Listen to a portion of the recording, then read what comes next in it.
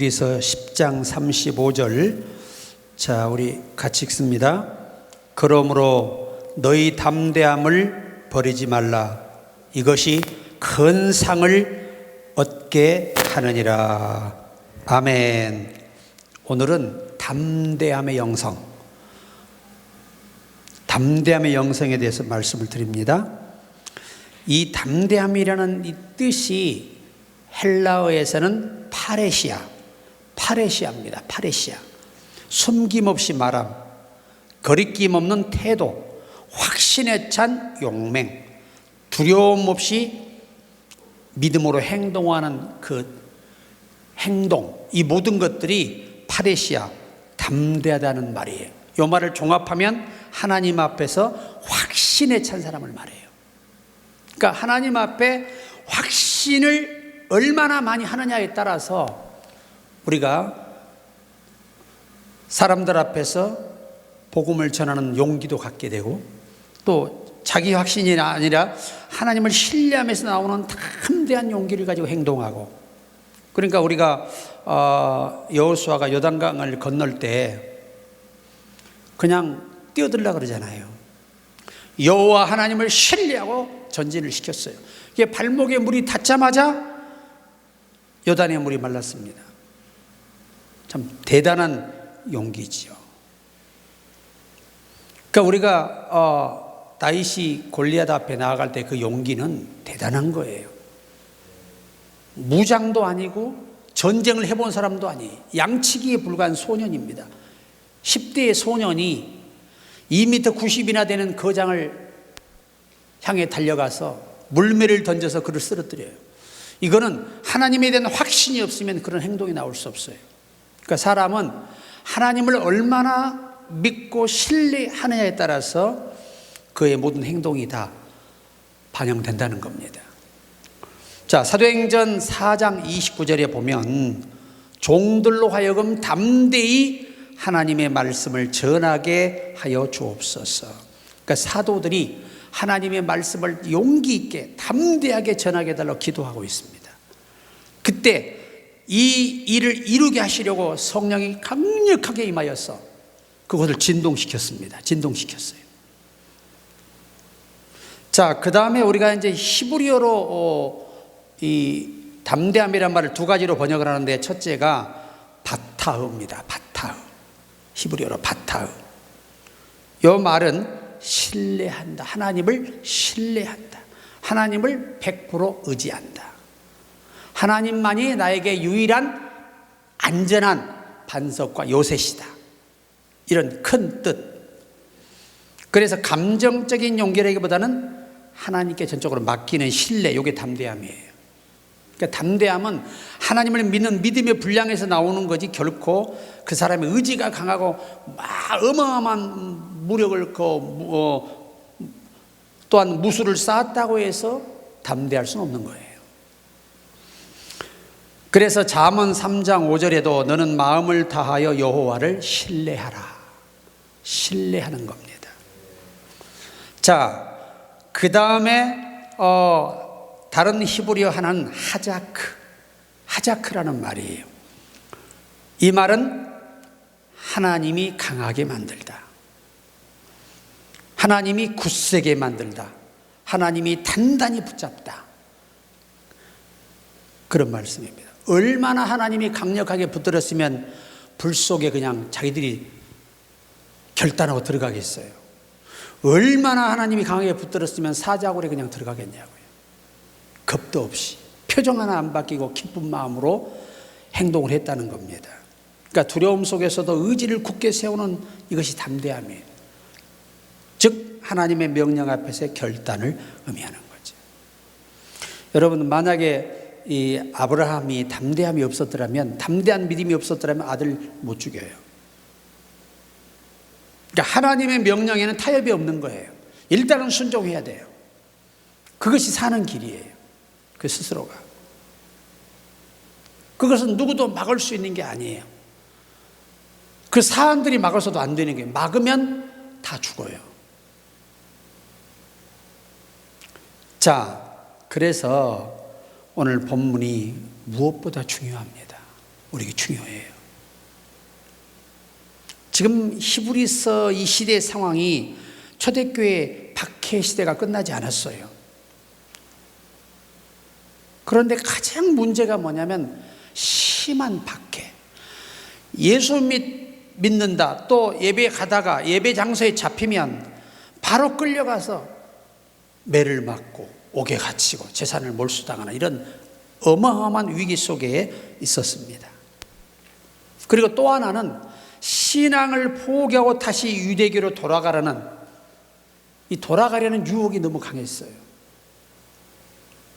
그러니까 유대인들이 잡아가지고 여기서 다시 돌아올래? 아니면 여기서 처벌을 받을래?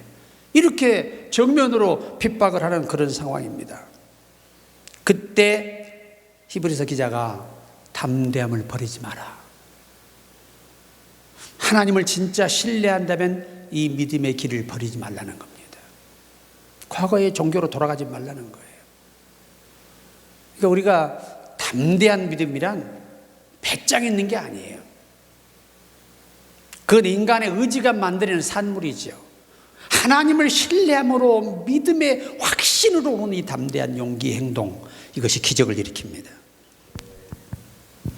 제가 지방의 섬지방에 집회를 갔는데 거기에 장로님 1분, 집사님 7분, 성도가 7분, 총 15분이에요. 목사님, 사모님하고 17분이 예배를 드리는데 그분들이 다 노인들이라 일을 못해, 일을. 그러니까 목사님 생활이 안 되지요. 그러니까 이 도심지에서 지원 안 해주면 목회 못 하는 거예요. 그냥 짐 싸고 나와야 되는 거예요. 그런데 이 목사님이 다들 나오라고, 도심지 교회 한 자리가 부임 자리 있으니 나와서 빨리 그리 가라고, 그렇게 유혹이죠. 유혹. 사실은 그때 이 목사님이 사모님 앞에서 그래요. 당신은 나가요. 나는 여기서 순교하겠소. 그러니까 이 사모님이 나라도 가서 벌어서 당신 생활비 될 테니까 그러면 내가 나갈게 하고 나갔어요. 그래 이제 16명 된 거지. 한 명이 줄었으니까. 그래 이 목사님이 밤마다 그 바다에 이 바위 위에 올라가서 기도해요. 하나님, 유일하게 배를 가지신 분은 조그마한 배라도 장로님밖에 안 계신데 그분이 복을 그분에게 주셔서 우리 교회가 생활이 되고 속히 우리 사모도 돌아오도록 도와주십시오. 그렇게 간절히 기도를 해요. 그런데 간절히 기도하는데 갑자기 이게 환상이 쫙 열렸는데 그 목사님이 보니까 그 배가 구렁이가 앉아 있는 거예요. 아, 이게 뭘까고 이제 장로님을 찾아가요. 아침에 기도 끝나고 새벽 예배 끝나고 밥 먹고 찾아가서 장로님, 어젯밤 꿈에 왜 고기가 안 잡히는가 내가 원인을 알았다. 그게 뭐냐? 장로님의 그 배에 구렁이가 앉아 있더라. 그러니까 이 장로님이 깜짝 놀란 거예요. 그래서 자기가 거기서 이 얘기를 해요. 하도 고기가 안 잡혀서 내가 사실은 이 배 위에다가 중을 갖다 초대해서 내가 예불을 한 적이 있습니다. 또 하도 고기가 안 잡히니까 무당을 대다 굿도 해봤다는 거야. 목사님 몰래. 그걸 철저히 얘기하고 보니까 바다 밑에 배 밑에다가 이 목탁도 놔두고 무당이 준 부적도 놔두고 그런 거예요. 이게 목사님 눈에는 하나님이 뱀 구렁이로 보여주신 거예요. 그래서 철저히 회개하고 3일 금식하고 배가 나가려고 하는데 태풍이 부는 거예요. 태풍이. 그런데도 어디서 온 용기인지 믿음으로 이 시동을 해서 배가 출항을 해요. 이 배가 뭘 잡는 배냐? 오징어 잡는 배인데 고기가 오징어가 안 잡히는 거예요. 그런 자꾸 마음속에 그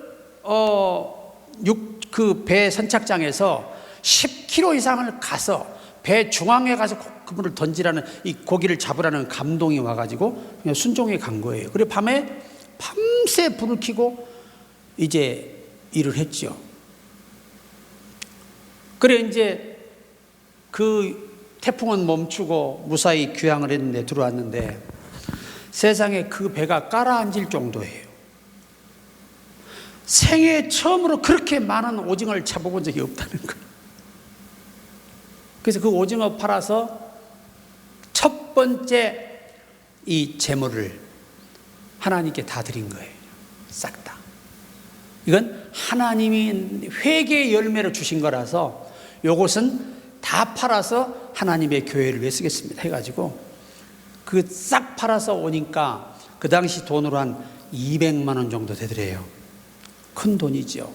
그래서 목사님이 그거 가지고 생활비 다 쌀 좀 사고 좀 준비하고 그 교회 할머니 할아버지들을 다 조금씩 음식 쌀도 사주고 다 지원을 한 거예요. 자, 그런데 그때 이 좋은 행동과 모습을 보고 그 동네 이장이 교회를 왔어요. 주일날. 이 사람 부자예요. 부자. 배가 엄청 커요. 이 사람이 와가지고 이 목사님과 그 사연을 듣고 감동을 받아요. 감동을. 그래가지고 내가 앞으로 교회를 나오겠습니다. 그리고 제가 이 얻은 수입의 10의 3조를 교회에다 드리겠습니다. 그래서 이것으로 우리 어려운 어르신들이 남은 생활이라도 평안했으면 좋겠다는 거예요. 자, 그렇게 약속하고 그 장로님께 뭐라고 하냐면 장로님 그 조그마한 배로 잡으면 얼마나 잡겠냐고 우리 배로 갑시다. 장로님은 기도만 해주면 우리가 나가서 보통 배가 15일 있다 들어오거든요. 세상에 배가 들어왔는데 그 비싼 돔을 잡아온 거예요. 돔을. 그 당시에 그게 한 마리에 12만 원 할 때예요. 그거를 무려 270마리를 잡아온 거예요. 그런데 이 장로님보다 믿음이 좋아. 약속한 대로 딱 30% 10의 3조를 교회에다 갖다 놓은 거예요. 팔아가지고. 그래서 그 마을이 하나님이 형통한 마을로 바꿔주시니까 하나하나 사람들의 길이 열려요. 그러니까 이 장로님이 뭘 깨닫냐? 담대하게 믿음으로 나아가 있어야 되는데 그 순간의 현실이 어려워서 주을 의지하고 무당 의지했던 것이 마을 전체를 다 어둠에 빠지게 하는 죄가 됐던 것이죠. 그래서 그 이제 이장이 한 3년 다니면서 믿음을 얻고 큰 믿음을 얻어가지고 그 교회 서리 집사가 된 거예요. 그런데 그렇게 변함없이 하나님과의 약속을 지키니까 하나님이 계속해서 복을 주는 겁니다. 그래 그분이 집사님 되신 날 뭐라고 했냐고 물어보니까 저는 3년 전만 해도 나는 불교의 골수분자였다는 거예요. 그런데 어느 날 갑자기 내 의지와 상관없이 나도 모르게 주일날 교회 쪽으로 가고 있더라는 거예요. 교회로. 자기도 모르게. 그러니까 도저히 자기 의지는 지금 나는 불교인인데 내가 왜 교회를 가고 있는 거야? 그런데 발이 계속 가는 거예요. 그러니까 하나님께 이끌려온 거예요. 그래서 결국은 예수 믿고 구원받고 복을 받더라 이거죠. 캐서린이라는 그 천국과 지옥을 경험한 분이 계세요. 젊은 시절에. 그분 간증을 들어보면 천사들이 교회에 와 다 있어요. 대기하고 있어요. 조는 거, 설교 안 듣고 헛짓하는 거, 헌금할 때는 헌금 얼마 드렸는가를 다 기록하고 낱낱이 그 행동을 다 기록해서 상급으로 다 바꿔주시더라는 거예요. 그 캐서린이 하는 말이에요. 예수의 피는 사하지 못할 죄가 없다. 구원의 은혜를 믿기만 하면 예수의 피가 그들의 죄를 사한다. 그 얘기하는 거예요. 그러니까 천사들이 다 곁에서 다 적고 하나님께 보고한다는 거예요. 하나님께. 오늘 이 자리에도 천사들이 많이 와 있어요. 여러분을 지키는 천사들, 교회를 돕는 천사들이. 자, 그런 그 위기 상황, 외적으로는 박해와 핍박과 억압, 내적으로는 그로 인해 낙심이 오겠죠. 낙심. 그러니 얼마나 그들이 믿음의 위기에 처해 있었냐 그 말이죠. 그때 바울을 통해서 담대해야 된다. 그래야 큰 상을 얻는다. 큰 상이라는 이 원어의 표현은 하나님이 약속하신 영원한 상, 구원을 의미하는 거예요. 그 큰 상이 하나님 나라의 상속자로 우리를 만들어 주시는 거예요. 이게 상이에요. 상. 또 주님 앞에서 칭찬하시고 눈물을 닦아주시는 위로, 이것이 큰 상이에요. 사실은. 그러니까 이 말의 의미는 너희가 이 땅에서 이 믿음의 종로를 지키기 위해서 박해를 당하다가 선교를 당하고 온갖 고난을 겪고 다 빼앗겨도 천국에서 다 상이 크다, 이 말씀을 하신 것입니다. 마태복음 10장 22절에 또 너희가 내 이름을 인하여 모든 사람에게 미움을 받을 것이나 나중까지 견디는 자는 구원을 얻으리라. 초대교회 얼마나 절박하겠어요. 오늘 저와 여러분이 만약에 초대교회 시대에 살고 있다면 순교를 불사하지 않고는 믿음을 지키기가 어렵습니다. 우리는 복음의 자유가 있는 나라에 사니 얼마나 행복해요. 지금 중국 제가 몇 년째 못 들어가잖아요. 아예 예배 자체가 안 돼요. 아예. 지금은 또 박해가 더 심해져서 잡히면 큰 고통을 치료해야 돼요. 황해도 재령에 정찬욱이라는 장로님이 있어서 이분의 그 행적이 교회 기념관에다 써 있어요. 자기 집을 지으려고 기도하던 중에 장로가 하나님의 성전을 직관한 후에 내 집을 지어야 되지 않느냐 라는 생각을 하게 되고, 당시 500석을 추수하는 분홍이었던 이 정장로님이 1년 수확 모두를 바쳐서 성전을 지어놓고 나중에 자기 집을 지었습니다. 실화의 현장에 있습니다. 그는 자기보다 먼저 하나님을 생각하는 사람이었습니다. 그뿐 아니라 자기 교회 목사님의 생활비를 식비와 목화 100근씩 26년간을 드렸다고 합니다. 당시에 목화가 귀하거든요. 값도 나가고. 이 26년을 힘들게 벌어서 농사해서 생활비와 식비와 목화 100근 26년간 교회에 드렸어요. 그는 하나님 제일주의로 살았기 때문에 먼저 하나님의 성전을 생각했고, 하나님께서 보내신 사자 목사님을 존경하며 뒷바라지를 남자 장로가 그렇게 열심히 했어요. 그래서 이 정장로님은 더욱 복을 받았는데 10년 후 그 아내가 암이 걸렸는데 그 암을 자기가 손을 잡고 기도하는데 암이 나은 거예요. 그리고 아들 하나는 판사가 되고 아들 하나는 검사가 됐어요. 딸은 변호사가 됐습니다. 그 오지에서 하나님은 섬기며 충성하는 이에게 복을 주시게 되어 있어요. 사무엘하 7장 2절에 왕이 선지자 나단에게 이르되 볼지어다 나는 백향목궁에 살거늘 하나님의 궤는 휘장 가운데 있도다. 다윗이 어느 날 영적으로 깨어있는 상태에서 이 하나님의 성막을 바라보는 순간 양심의 가책을 느낀 거예요. 나를 왕을 삼으시고 오늘 이스라엘을 지키시고 도우시는 하나님은 초라한 텐트에 계시고 나는 백향목궁에서 사는구나. 그래, 그때부터 다윗이가 이 백향목 그 침실에 눕지를 못했다고 합니다.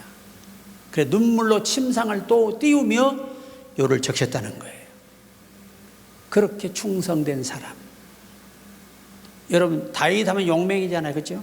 골리앗을 이기고 전쟁에 나가서 실패한 적이 없고 원수도 사랑하며 끝까지 약속을 지키는 사람, 하나님과의 약속을. 그 훌륭한 사람입니다.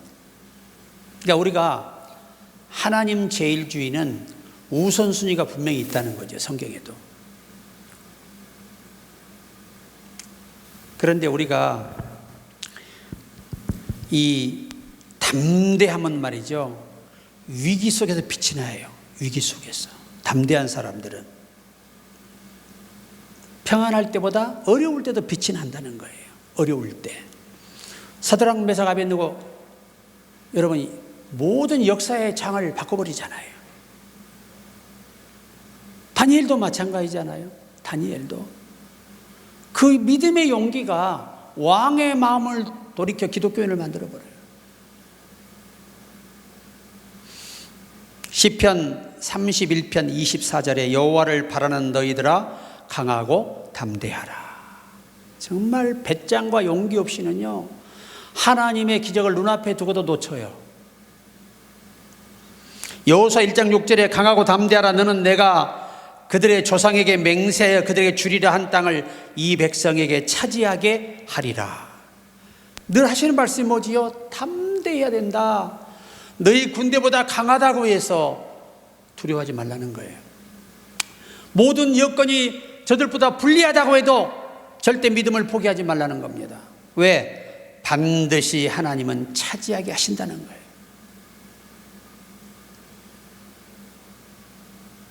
그런데 우리가 이 담대함을 버리는 이유들을 헬라어는 이렇게 정리합니다. 응답이 지연될 때, 아무리 기도해도 응답이 없을 때 지쳐요. 그 다음에 하는 일마다 실패할 때, 반복된 실패 속에서 지칩니다. 용기를 잃어요. 그런데 성경은 말해요. 담대함을 끝까지 붙드는 자에게 상이 있다. 하나님은 중도 포기한 믿음이 아니라 끝까지 견디는 믿음을 기뻐하시고 복을 주신다는 거예요. 그래서 예레미야 42장 11절에 예레미야가 옥에 갇혀서 나올 수가 없어요. 왕의 미움을 사. 왜? 바른 말만 하니까. 나 여호와가 말하노라. 너희는 그 두려워하는 바벨론 왕을 두려워 말라. 내가 너희와 함께하여 너희를 구원하며 그의 손에서 너희를 건지리니 두려워 말라. 하나님이 비밀을 보여줬어요. 도저히 이스라엘의 국력으로는 바벨론으로부터 나를 지킬 수 없는데 하나님은 용기 잃지 말라는 겁니다. 믿음 잃지 말라는 겁니다. 반드시 내가 너희를 건지겠다는 겁니다. 또 민수기 14장 9절에 오직 여호와를 거역하지 말라. 또 그 땅 백성을 두려워하지 말라. 그들은 우리의 밥이라. 그들의 보호자는 그들에게서 떠났고 여호와는 우리와 함께 하시느니라. 그들을 두려워 말라 하나. 이게 이제 모세가 정탐꾼 12를 보냈지 않습니까? 그런데 갔다 와서 10명의 정탐꾼은 부정적이에요. 왜? 우리는 그들의 신장에 비해 볼 때 메뚜기밖에 안 된다는 거. 이게 요만한 것밖에 안 된다는 요만한 것밖에. 그 사람 하나의 체중 속에. 그 모름이야지 얼마나 그들이 낙담했는가를 보여주는 대목이에요. 왜? 사람은 자기 마음에 있는 걸 드러내거든요. 그런데 여호수아 갈렙 뭐라고 옷을 찢어 뭐라고 하죠? 그들을 두려워하지 마라. 그들은 우리의 밥이다. 이미 하나님이 이기도록 다 모든 상황과 전세와 모든 걸 다 바꿔놓으셨다는 거예요. 그걸 밥으로 요리해 놨다고 표현하시는 겁니다. 자, 그래서 우리 민수기 14장 9절에 오직 여호와를 거역하지 말라. 또 그 땅 백성을 두려워하지 말라. 그들은 우리의 밥이라. 그들의 보호자는 그들에게서 떠났고 여호와는 우리와 함께 하시느니라. 그들을 두려워 말라 하나. 참 대단한 말씀이죠. 두려워하지 말라는 겁니다. 그리고 신명기 7장 21절에 너는 그들을 두려워 말라. 너희 하나님 여호와 곧 크고 두려운 너희의 하나님이 너희 중에 계심이니라. 여러분, 두려움이 온다는 거는요, 염려가 오고 불안이 오고 두려움이 온다는 건 하나님을 신뢰하는 믿음이 이미 우리에게 많이 부족함을 보여주는 대목이에요.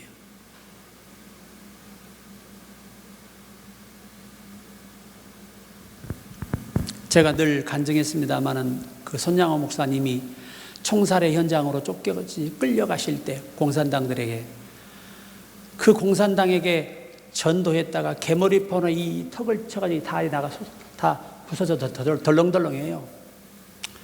그런데도 그를 원망하지 않고 그 더듬거리는 말로 그들에게 전도하며 그들을 위해 기도해 줘요. 그리고 순교당하셨잖아요. 그게 담대함이에요.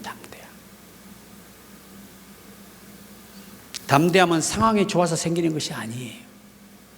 진짜 빛나는 담대함, 기적을 일으키는 담대함은 모든 상황이 부족할 때, 내가 너무 약할 때, 불리할 때, 그 담대함이 그것들을 이겨내는 결과를 만들어 내는 것입니다. 포기하고 싶은 순간이 바로 상을 향해 가장 가까이 간 순간일 수 있다는 걸 기억하라는 거예요.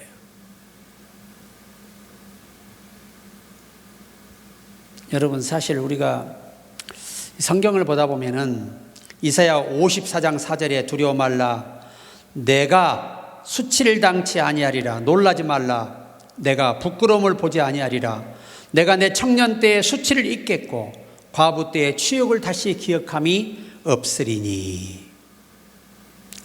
성경은 누누이 두려워하지 말라, 예수님도 염려하지 말라, 세상에서 혼란을 당하나 뭐하라? 담대하라, 내가 세상을 이겼다고 말씀하십니다.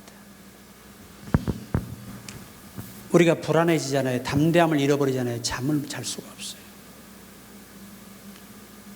불안하면 잠이 안 와요. 소화도 안 돼요.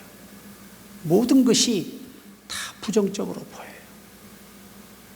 긍정적인 것이 내게 있지 않아요. 그래서 우리가 유명한 이사야 41장 10절에 두려워 말라, 내가 너와 함께 함이니라, 놀라지 말라, 나는 내 하나님이 됨이니라, 내가 너를 굳세게 하리라, 참으로 너를 도와주리라, 참으로 나의 의로운 오른손으로 너를 붙들리라 약속하고 있습니다. 어떤 집사님 한 분이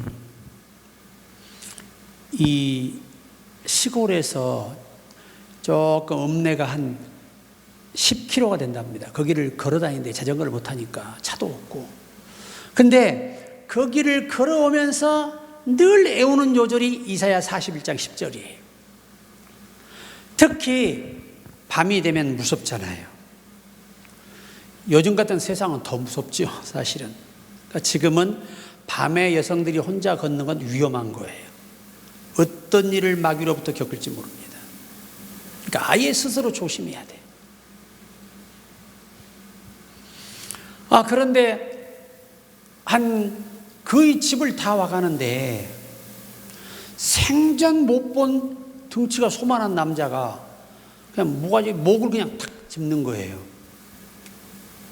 그날따라 월급 타가지고 오는데 그거 있어야 한 달 사는데 애들도 둘이나 있고,